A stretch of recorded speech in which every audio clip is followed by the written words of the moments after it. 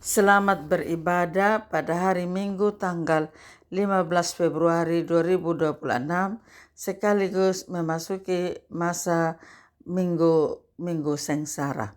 Renungan firman Tuhan dari Keluaran 24 ayat 12 sampai 18, khususnya ayat 16 sampai 17.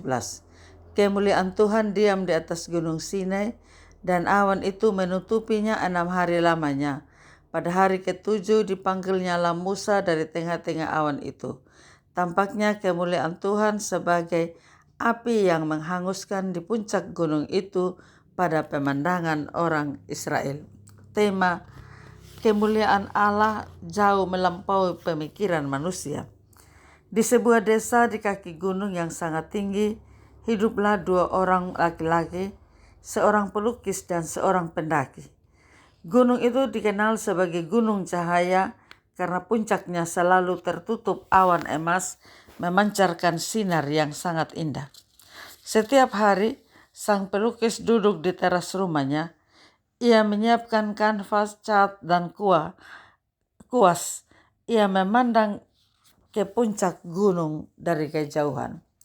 Baginya cahaya di puncak itu adalah pemandangan yang luar biasa.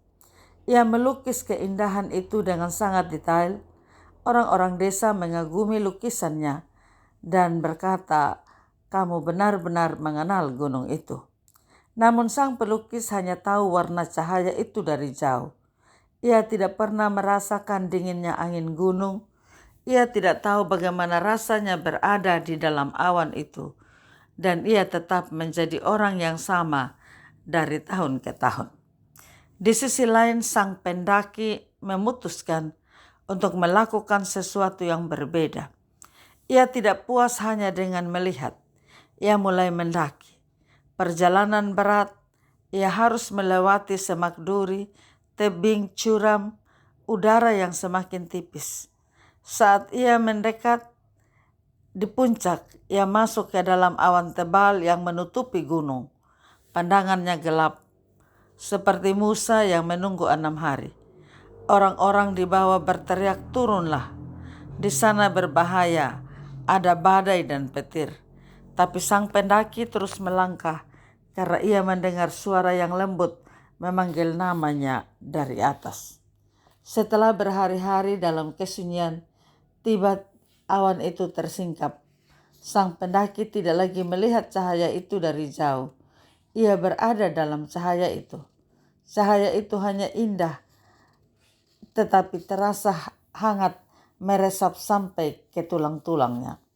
Ketika ia turun kembali ke desa, wajahnya nampak bersinar, sorot matanya berubah dan bicaranya penuh hikmat.